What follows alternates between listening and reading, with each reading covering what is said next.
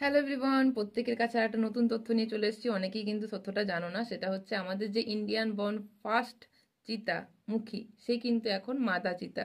সেই তার 5টা বাচ্চাকে কিন্তু জন্ম দিয়ে দিয়েছে এবং আমাদের যে মধ্যপ্রদেশের কুনো ন্যাশনাল পার্ক, সেখানেই কিন্তু তার জন্ম হয়েছে, তার বাচ্চার জন্ম হয়েছে। সেও কিন্তু ইন্ডিয়ার প্রথম মানে ইন্ডিয়ান বর্ন যে চিতা, সে হচ্ছে মুখী এবং তার জন্ম হয়েছিল মার্চ 2023-এ। চিতা জওয়ালার থেকে তার জন্ম হয় এবং চিতা জওয়ালা জন্মের পর তাকে কিন্তু ছেড়ে দেয় এবং তারপর থেকে কোনো ন্যাশনাল পার্কের যারা কর্মী আছে, ডক্টর আছে, তার দেখাশোনা করে। সেই বাচ্চা মুখী এখন 2 বছর পর কিন্তু নিজে এখন মাতা চিতা, সেই কিন্তু 5টা বাচ্চাকে জন্ম দিয়েছে।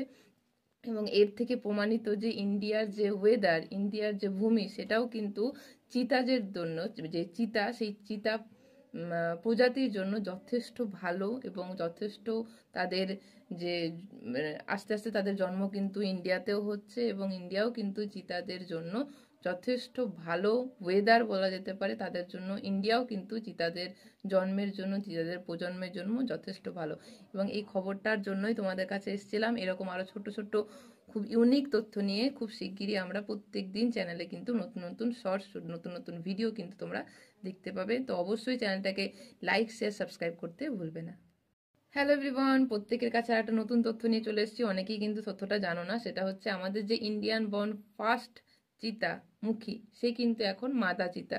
সেই তার 5টা বাচ্চাকে কিন্তু জন্ম দিয়ে দিয়েছে এবং আমাদের যে মধ্যপ্রদেশের কুনো ন্যাশনাল পার্ক, সেখানেই কিন্তু তার জন্ম হয়েছে, তার বাচ্চার জন্ম হয়েছে।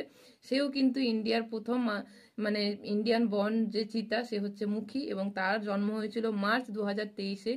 চিতা জওয়ালার থেকে তার জন্ম হয় এবং চিতা জওয়ালা জন্মের পর তাকে কিন্তু ছেড়ে দেয় এবং তারপর থেকে কোনো ন্যাশনাল পার্কের যারা কর্মী আছে, ডক্টর আছে, তার দেখাশোনা করে। সেই বাচ্চা মুখী এখন 2 বছর পর কিন্তু নিজে এখন মাতা চিতা, সেই কিন্তু 5টা বাচ্চাকে জন্ম দিয়েছে। এবং এর থেকে প্রমাণিত যে ইন্ডিয়ার যে ওয়েদার, ইন্ডিয়ার যে ভূমি, সেটাও কিন্তু চিতাদের জন্য, যে চিতা, সেই চিতা প্রজাতির জন্য যথেষ্ট ভালো এবং যথেষ্ট তাদের যে আস্তে আস্তে তাদের জন্ম কিন্তু ইন্ডিয়াতেও হচ্ছে এবং ইন্ডিয়াও কিন্তু চিতাদের জন্য যথেষ্ট ভালো ওয়েদার বলা যেতে পারে। তাদের জন্য ইন্ডিয়াও কিন্তু চিতাদের জন্মের জন্য, চিতাদের প্রজন্মের জন্য যথেষ্ট ভালো।